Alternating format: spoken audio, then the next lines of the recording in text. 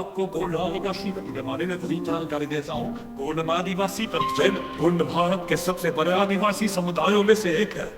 इनकी पहचान एक प्राचीन और समृद्ध संस्कृति तथा प्रकृति आधारित जीवन शैली से होती है। गोंड शब्द की उत्पत्ति गोंड या कुंड से मानी जाती है, जिसका अर्थ है पहाड़िया घाटी में रहने वाले लोग। भौगोलिक क्षेत्र गोंड मुख्य रूप से मध्य भारत में पाए जाते हैं। इनकी सबसे अधिक आबादी मध्य प्रदेश, छत्तीसगढ़, महाराष्ट्र, तेलंगाना, आंध्र प्रदेश, झारखंड और ओडिशा में है। इन्हें अक्सर गोंडवाना क्षेत्र से जोड़ा जाता है, जो ऐतिहासिक रूप से उनका प्रमुख इलाका माना जाता है। भाषा गोंड लोग गोंडी भाषा बोलते हैं, जो द्रविड़ भाषा परिवार से जुड़ी है।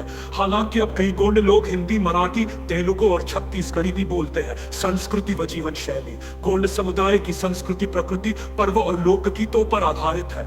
वे कृषि, शिकार, मछली पकड़ना और वनोपज, तेंदुपत्ता, शहद, गोंद पर निर्भर रहते हैं। इनके पारंपरिक नृत्य को कर्मा नृत्य और रीना कहा जाता है। गोंड कला पूरी दुनिया में प्रसिद्ध है, जो प्रकृति और मिथ की कथाओं को चित्रित करती है। सामाजिक व्यवस्था गोंड समाज कुल कुलाधारित होता है, जिन्हें पैन गोत्र भी कहा जाता है। प्रत्येक कुल की अपनी देवी देवता होते हैं। गोंड समाज में विवाह, त्योहार और अनुष्ठान सामूहिक रूप से मनाए जाते हैं। धर्म और विश्वास गोंड लोग प्रकृति पूजक होते हैं। वे धरती, पहाड़, पेड़, नदी और जानवरों को पवित्र मानते हैं। गोंड धर्म को कुई पेन या पैन धर्म कहा जाता है। देवी देवताओं में पैन देवता, फूल देवी, जंगल देवता प्रमुख है।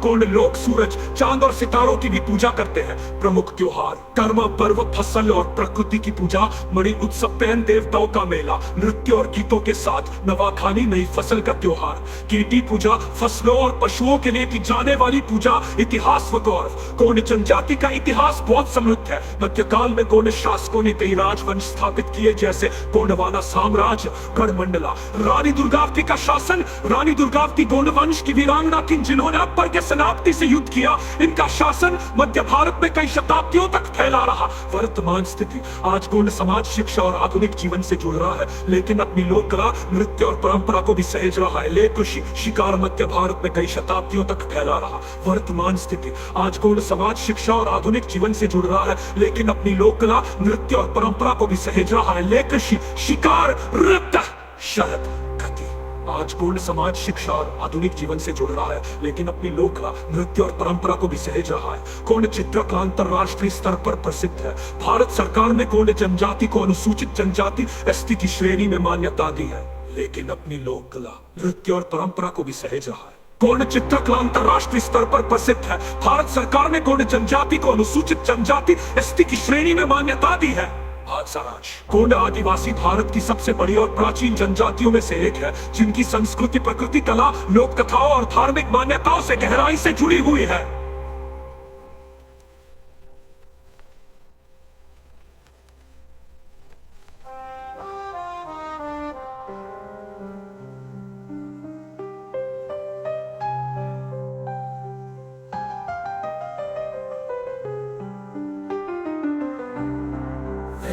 धरती, पहाड़, पेड़, नदी और जानवरों को पवित्र मानते हैं।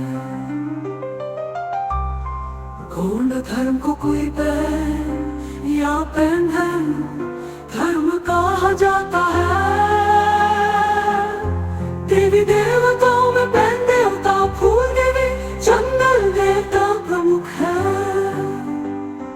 गोंड लोग सूरज, चांद और सितारों की भी पूजा करते हैं।